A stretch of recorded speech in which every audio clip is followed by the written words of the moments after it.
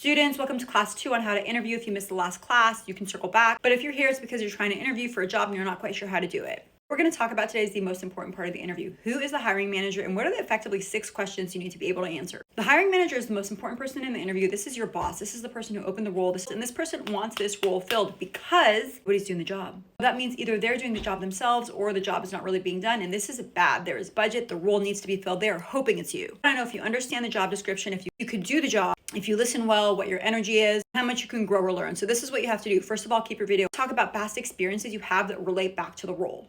Even throw your resume and the job description in ChatGPT and say, based on what I've done, what are attributes about myself that I should highlight? Only one of the interview stages, but it's one of the most important. And they will ask you 6 questions, literally 6 questions that will manifest themselves in a million different forms.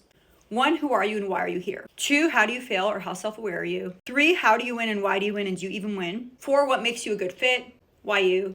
5, questions that qualify you. Salary, expectations, disqualify you. 6, do you have any questions for me? You need to be able to answer every single one of these questions. So I just said if you can answer all 6 of those questions, you can answer any interview question. When somebody asks you what your strengths and weaknesses are, what they're asking about is question number 2. How do you fail? How self-aware are you? Other ways this question may be asked is, tell me about a time you failed. Tell me about a time you worked with somebody difficult. You dealt with pressure. They're asking the same question. You can have one answer, one anecdote, and probably knock any of those questions out with. The most important question you need to ask at this stage is, understand correctly, a killer employee in this role in 6 months would be able to strategically accomplish blank. Correct? Stay quiet.